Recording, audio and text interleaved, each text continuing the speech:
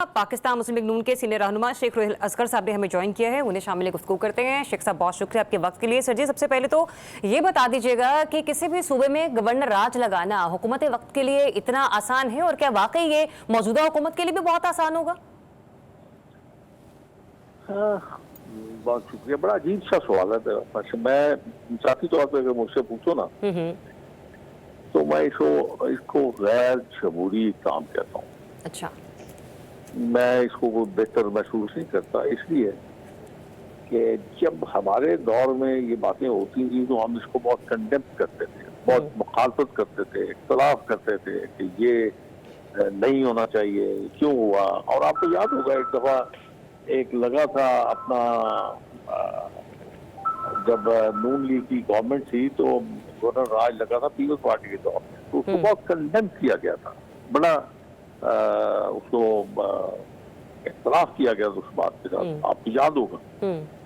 अब मेरी याददाश्त इतनी अच्छी नहीं रही उम्र के साथ, लेकिन मैं जाती तौर पर समझता हूँ कि जब जमहूरियत हो और जमहूरियत की आप राग लाप रहे हो और बड़ी माजरत के साथ शेख रुहेल असगर साहब, आपको लगता है इस वक्त मुल्क में जमहूरी निज़ामी हुकूमत है? मैं ये बात नहीं कर रहा। मैं इस बात को तो ये एक सेकंडरी सवाल है आपका। पहले जो सवाल है ना उस सवाल पे आप रहे हैं। अच्छा। जो है या नहीं है या जो भी है, टूटी लंगड़ी लूली जैसी भी है, कमजोर है पर है, तगड़ी है, जो भी है, कुछ तो है, कुछ तो है ना। वजीर आजम है, गवर्नर है, वजीर आला है, पीपल्स पार्टी की हुकूमत है, पीटीआई की हुकूमत है, बलूचिस्तान में अलायंस है, और सूबे में पंजाब में आपकी मुस्लिम लीग की गवर्नमेंट, कुछ ना कुछ तो है। अब आप ये कहें अक्सर इसको अगर इनकार करें तो मैं आपकी स्वाबदीदा कर रहे हैं आप, तो हमें आदत है वैसे ही। नहीं, मैं तो सवाल पूछ रही हूँ करने की। बस मैं तो आपको यही कह रहा हूँ, जो आपने बड़ा सिंपल सा सवाल, मैंने सिंपल सा जवाब दिया है कि जिस चीज को हम बुरा कहते थे आज अगर हम वो करेंगे तो मेरे ख्याल में वो ही होगा। हमें तो अच्छा करना चाहिए ना, बेहतर करना चाहिए। अगर कोई मैंडेट लेके आया तो उसका ये मतलब थोड़ी है कि आप गवर्नर राज लगा दें और कहेंगे अब जाइए आप घर जाके आराम कीजिए, अब जाके। ये मैं इसका हामी नहीं हूँ कम अज कम। अच्छा, मुझे एक ये भी बता दीजिए कि आप जजेस की तादाद बढ़ने के हामी हैं?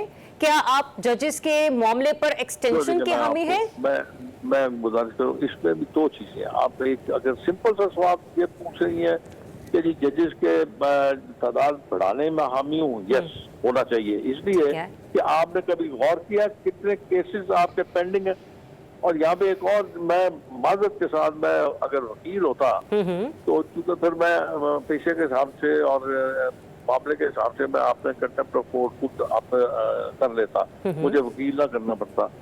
लेकिन इस वक्त मुझे बड़ा मुहताज होकर बात करनी पड़ेगी, क्योंकि मैं इस बात को इतना आसान नहीं समझना जो बात आपने की है। मैंने आपको यह किया है, जो केसेस की इस वक्त हालत है, सुप्रीम कोर्ट हो या हाई कोर्ट हो या लोअर कोर्ट हो, जो पेंडिंग केसेस है उसके लिए जजेस का होना बहुत जरूरी है, और उसके लिए भी एक रास्ता तयन करना पड़ेगा।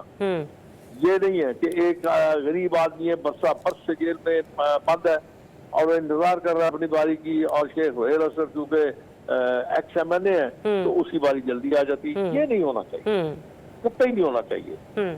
हर किसी को अपनी बारी का इंतजार करना पड़ेगा, करना चाहिए। अच्छा, मेरा दूसरा सवाल भी था ना कि सुप्रीम कोर्ट की जज की उम्र की हद बढ़ाने के हवाले से भी सवाल था उसका। कोई फर्क नहीं पड़ता, जब आप सबकी बढ़ा रहे हैं तो उसकी भी बढ़ा दीजिए, क्या फर्क पड़ता है।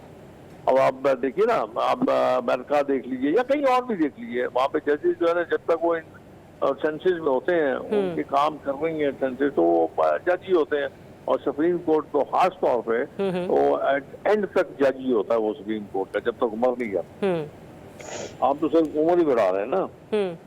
तो ये मतलब मैंने फिर वही बात करूंगा, आपने जहाँ कहीं इख्तलाफ का पहलू निकालना है वो आपको कोई रोक तो नहीं सकता ना। हमें तो आदत भी है वैसे भी, हम तो हर काम में कोई ना कोई निकाल लेते हैं ना मंफी चीज, कोई ना कोई।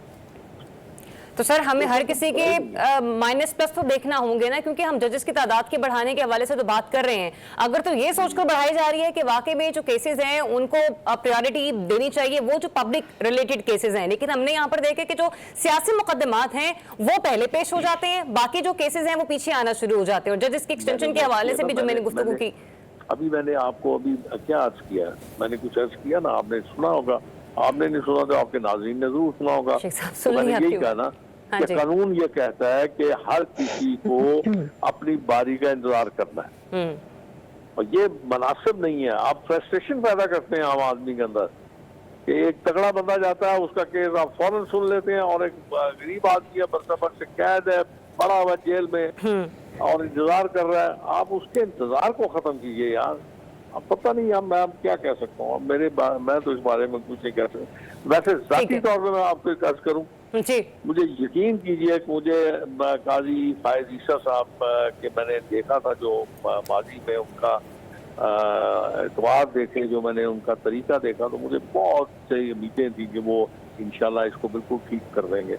लेकिन मेरे ख्याल में शायद वो भी इस फतूदा निज़ाम के हाथों तंग है मेरे ख्याल। ठीक है, बहुत शुक्रिया। रहनुमा मुस्लिम लीग नून शेख रोहेल असगर साहब हमारे साथ मौजूद थे और जजेस की तादाद के हवाले से जो मैंने सवाल उनसे किया, तो अपनी राय का तो उन्होंने इजहार दिया, लेकिन दबे छुपे अल्फाज में बस कुछ बात गोल मोल कर गए।